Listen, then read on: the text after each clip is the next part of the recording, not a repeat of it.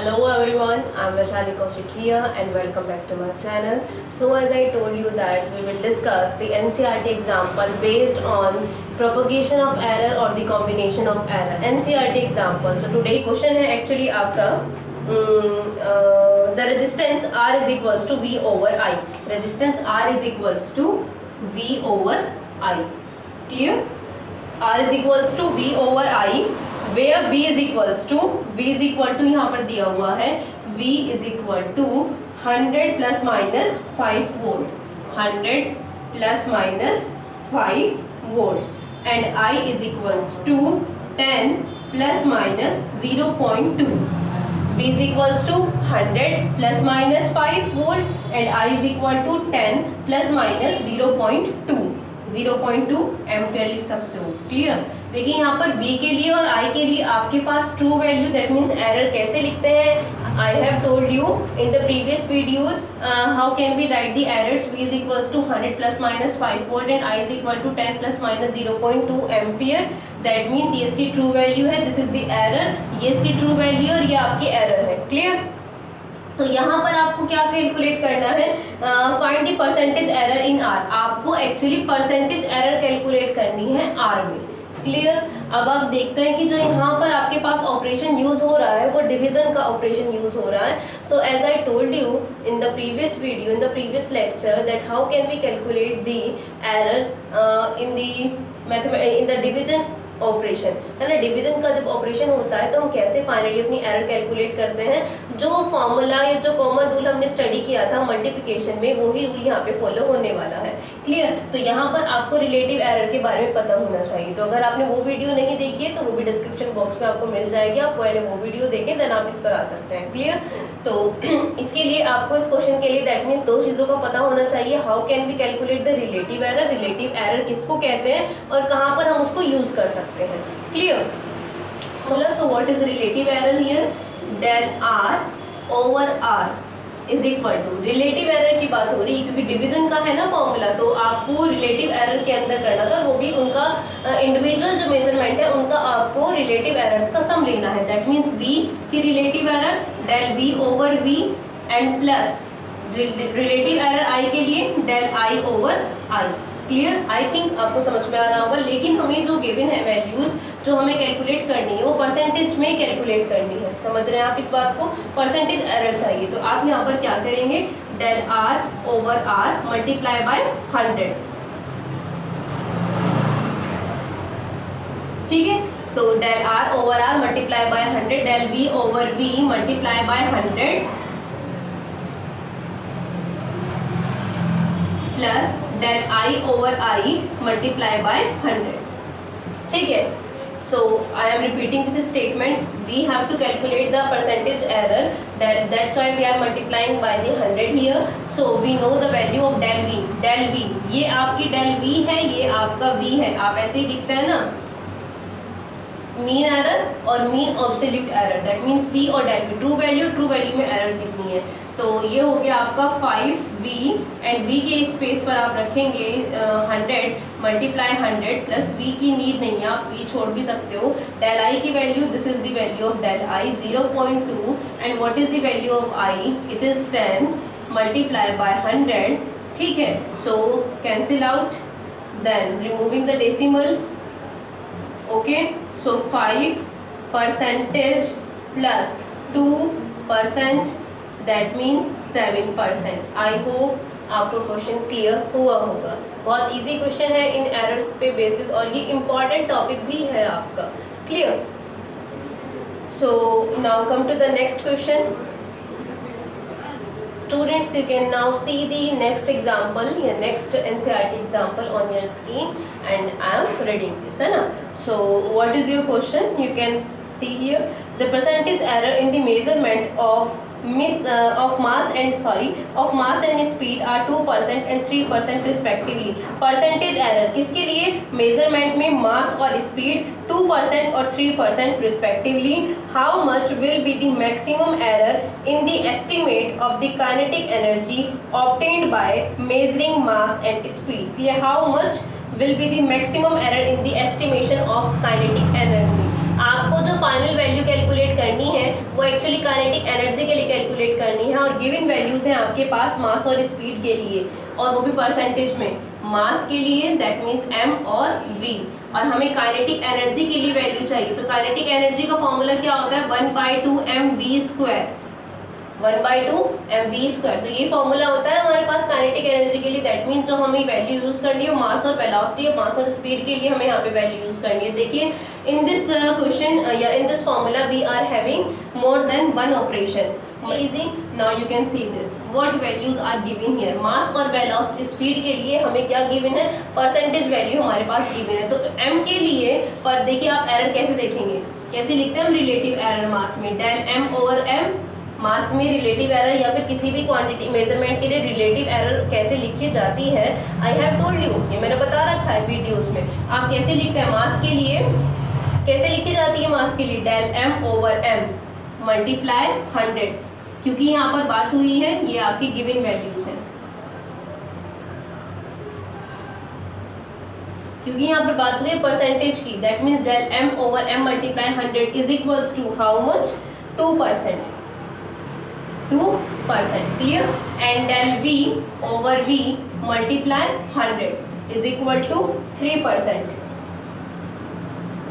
दोनों में आपके परसेंटेज एरर है आपके पास क्वेश्चन के अकॉर्डिंग, ठीक है। अब आपको इसको, क्योंकि काइनेटिक एनर्जी में हमें मैक्सिमम एरर निकालनी है वो परसेंटेज में, तो काइनेटिक एनर्जी को कैसे रिप्रेजेंट कर सकते हैं, so how can we write this, है ना, कैसे लिख सकते हैं हम इसको, del k/k multiply 100 is equal to 1/2, देखिए एज इट इज रहेगा क्योंकि ये आपकी न्यूमेरिकल वैल्यू है। अब बात आती है कि ये आपका क्या है, यहाँ पर ऑपरेशन किस चीज का है, मल्टीप्लिकेशन का, लेकिन एरर कौन सी लेनी है, एरर आपको रिलेटिव लेनी है हर एक मेजरमेंट के लिए, और उन रिलेटिव एरर को हमें क्या करना है, प्लस करना है। क्या करना है, रिलेटिव एरर्स को हमें प्लस करना है।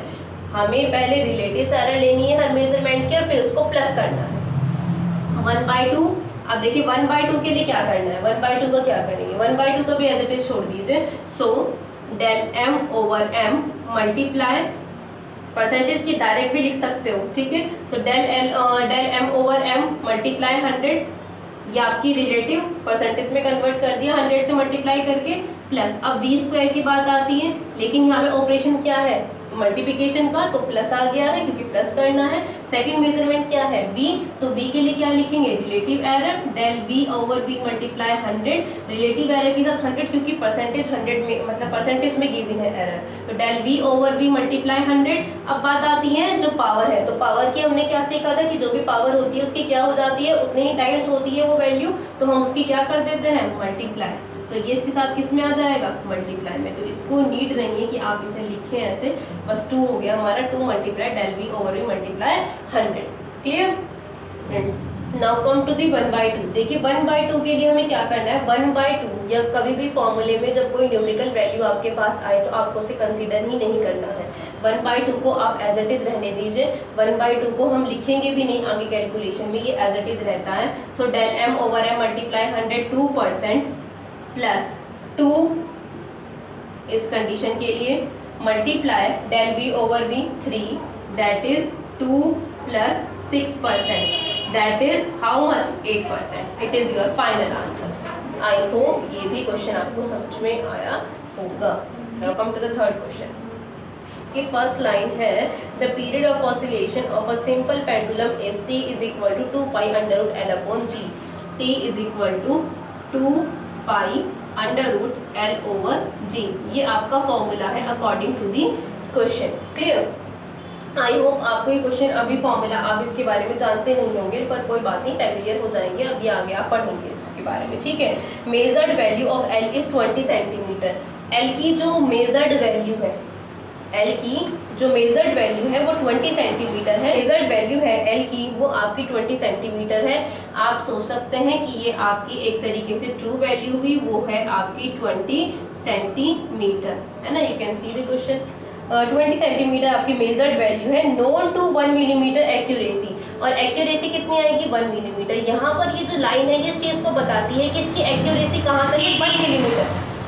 इसकी एक्यूरेसी कहाँ तक है, 1 मिलीमीटर तक है। ये इस चीज़ को बताती है, ये कहाँ, ये क्या चीज़ डिफाइन करती है कि जो इसकी एक्यूरेसी है वो 1 मिलीमीटर है। दैट मीन्स जब भी आप ये स्टेटमेंट पढ़ेंगे इसका मतलब ये होगा कि इस के अंदर जो एरर आ सकती है कम से कम या ज़्यादा से ज़्यादा 1 मिलीमीटर के आसपास आ सकती है, राइट। 1 मिलीमीटर ही आएगी ना, यही बात है। तो हम एल के अंदर जो एरर आएगी वो हम डेल एल से रिप्रेजेंट करेंगे, तो ये 1 मिलीमीटर। अब देखिए ये सेंटीमीटर है, ये 1 मिलीमीटर है, इसको कन्वर्ट करिए 0.1 सेंटीमीटर। आई होप क्लियर होगा, ठीक है। And time for 100 oscillation, time for 100 oscillation, देखिए आपके पास जो ऑसिलेशंस हैं वो 100 हैं जो कराने हैं of pendulum is found to be 90 second. मतलब 100 ऑसिलेशन होने के लिए जो हमने टाइम देखा वो 90 सेकेंड लिया यूजिंग ए रिस्ट वॉच, मतलब जो हम पहनते हैं वॉच उसके according using A wrist watch of 1 second resolution, और उसका रिजोल्यूशन कितना है 1 सेकेंड का। फिर रिजोल्यूशन की बात आ रही है, दैट मीन्स जो टाइम के लिए आपको वैल्यू लेनी है, जो एरर आएगी वो आप कहाँ तक रह सकती है रिजोल्यूशन के अकॉर्डिंग 1 सेकेंड तक। यहाँ पर आप सेकंड चीज क्या देख रहे हैं, टाइम की बात हो रही है क्योंकि हम ये मेजर कर रहे हैं। आपने एक्सपेरिमेंट अगर देखा हो कभी तो क्या होता है, एक पेंडुलम है उसका हमें टाइम पीरियड नोट डाउन करना है, ऑसिलेशन उसी के लिए हम बात कर रहे हैं। तो ऑसिलेशन के लिए एक तो हमें लेंथ चाहिए होती है और एक हमें उसका टाइम मेजरमेंट करना होता है। एल और टी दो वैल्यूज हमें मतलब चेक करनी होती है, दो ही वैल्यू हम मेजर करते हैं हमेशा एक्सपेरिमेंट में ड्यूरिंग दी एक्सपेरिमेंट। तो आपने एल और टी को मेजर किया, तो एल के लिए तो ये रही मेजर्ड वैल्यू ये है और इसमें एरर ये आएगी, एक्यूरेसी ये है। अब बात आती है टी की, तो हमें टाइम कितना लग रहा है, t is equal to 90 second हम लोग ले रहे हैं, लेकिन रिजोल्यूशन कितना है, मतलब एरर कितनी हो सकती है, कम से कम del t is equal to 1 second का हो सकता है, ठीक है। ये आपकी एरर हो गई यहाँ पर। अब आपको जो वैल्यू कैलकुलेट करनी है, what is the accuracy in the determining of जी, मतलब जी को डिटरमाइन करने में कितनी एक्यूरेसी रहेगी हमारी, कितना एक्यूरेट हम आंसर निकाल सकते हैं। तो व्हाट इज द एक्यूरेसी, अब इसके लिए आपको जी, हमें किसके लिए फॉर्मूला चाहिए, इस क्वेश्चन में हमें जी के लिए फॉर्मूला चाहिए, but we are having the formula of t, तो हम इसी को ही कन्वर्ट करेंगे जी की फॉर्म में। कैसे कन्वर्ट करेंगे, दोनों तरफ आपको स्क्वायर करना है, स्क्वायरिंग ऑफ बोथ साइड आप लिख सकते हैं यहाँ पे, स्क्वायरिंग ऑफ बोथ साइड, दोनों तरफ को स्क्वायर करना है। So t square is equals to 2 pi square and l upon g under root में है, इसका भी हमें क्या करना है square, clear. So it is t square is equal to 4 pi square and this under root and 2, 1/2 एंड 2 cancel out each other, that is 1/2 multiply 2 1 हो जाएगा, l over g. I hope clear हो गया होगा। अब हमें जी की रेफरेंस में चाहिए तो हम क्या करेंगे, t square into g is equal to 4 pi square into l, and what is g here, g is equal to 4 pi square into L over T square. देखिए ये फॉर्मूला हुआ किसकी टर्म में, जी की रेफरेंस में, G is equal to 4 pi square into L over T, आप cut हो गए, G is equal to 4 pi square into L over T square, clear. तो दैट मीन्स हमें हमारे पास जी की फॉर्म में फॉर्मूला हमारे पास आ गया है। अब हम कैलकुलेट कर सकते हैं कि कितनी एक्यूरेसी हो सकती है इसके अंदर, कितना हम कैसे कैलकुलेट करेंगे, या परसेंटेज एरर जो मेजरमेंट मतलब एल और टी को मेजर करने में जो एरर्स रही होंगी, कितनी पॉसिबिलिटी है, कितनी एरर कंबाइन होकर के जी में आएगी हमारी, कितना एक्यूरेट हमारा आंसर आ सकता है। तो आप इसे कैसे कैलकुलेट करेंगे, देखिए फर्स्ट ऑफ ऑल आप इस फॉर्मूले को किस में कन्वर्ट करें, तो आप क्या देखते हैं यहाँ मल्टीप्लिकेशन भी है और डिवीजन भी है। तो मल्टीप्लिकेशन और डिवीजन में कौन क्या करना होता है, हमने क्या कॉमन रूल स्टडी किया है कि पूरी ही फॉर्म को हमें किस में कन्वर्ट करना है, रिलेटिव एरर में। इंडिविजुअल जो मेजरमेंट है उन सब की एरर्स को, रिलेटिव एरर्स को हमें क्या करना है, सम करना है। मतलब इसकी relative error del g over g is equal to 4 pi r square. देखिए अगेन ये एक न्यूमेरिकल वैल्यू है, ये एज इट इज रहेगी, ये आपकी एज इट इज, इसको आप स्किप कर दीजिए क्वेश्चन से। अब यहाँ पर एल है तो एल के लिए क्या लेंगे, डेल एल ओवर एल। अब ये आपका डिवीजन है तो उसके लिए हम कुछ नहीं करेंगे, दैट मीन्स रिलेटिव एरर का क्या करना है, प्लस करना है। तो ये प्लस हो गया। अब बात आती है टी स्क्वायर की, टी स्क्वायर। अब टी स्क्वायर के लिए क्या करना है, क्योंकि डिफरेंट फॉर्म आ गई है, that means T multiply T, ठीक है। या फिर आप 2 को भी कर सकते हैं जो रेज टू द पावर की फॉर्म में हमने आपको बताया था इसमें, ठीक है। तो जब आप इसको ऊपर लेकर जाएंगे या आप इसे ऐसे देखें तो ये क्या हो जाएगा, l multiply t raise power -2, ठीक है ना, यही हो जाएगा ना। लेकिन अब नेगेटिव साइन का यहाँ पे कोई मतलब नहीं है जब हम लिखेंगे। आप कभी सोचे प्लस -2 लिखें एंड मल्टीप्लाई टी के लिए क्या हो जाएगा, relative error del t over t. कुल मिलाकर के आपको एरर्स को हमेशा ऐड करना है, बस ये याद रखना है। एडिशन और सब्सट्रैक्शन में एब्सोल्यूट एरर ली जाएंगी और डिवीजन और मल्टीप्लिकेशन में रिलेटिव एरर्स ली जाएंगी। -2 था, हमने क्या कर दिया अब, लेकिन इस माइनस का कोई भी इफेक्ट यहाँ नहीं पड़ेगा, हमें सिर्फ इसकी वैल्यू से मतलब है कि कितनी पावर थी यहाँ पर 2।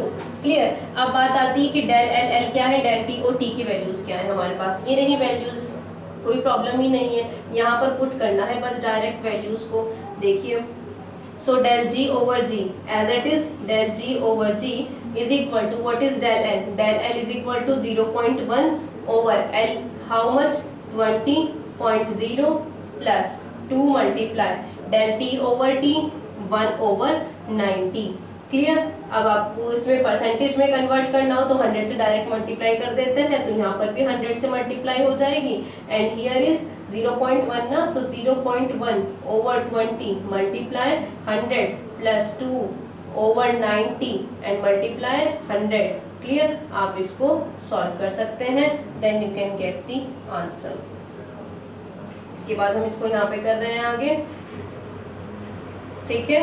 0.5% प्लस हियर 20 ओवर 9, ये कितना हो जाएगा 20 over 9, that is 9 to the 18 and here is again 2.3 लिख सकते हैं आप इसे, क्या कर सकते हैं 2.3, 2.22 आएगा।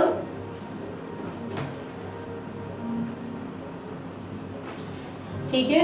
So how much it is 9 to the 18 and 0.3%, 2.22 आएगा, 2.3 कर सकते हो, दैट मीन 0.5% प्लस 2.3%। अब आप इसको प्लस कर लीजिए, how much 2.8% is your answer. Clear? It's too easy, I think, है ना। So again, thank you very much, and if you like the content, if you like the video, and if you like the way of teaching, then आपको पसंद आ रही है, so please like करें और share करें और सब्सक्राइब करें channel को if you like the content. Okay, so thank you very much, and give me your suggestions and your ideas and your good comment. Okay, valuable comment actually. So thank you very much, bye bye and take care.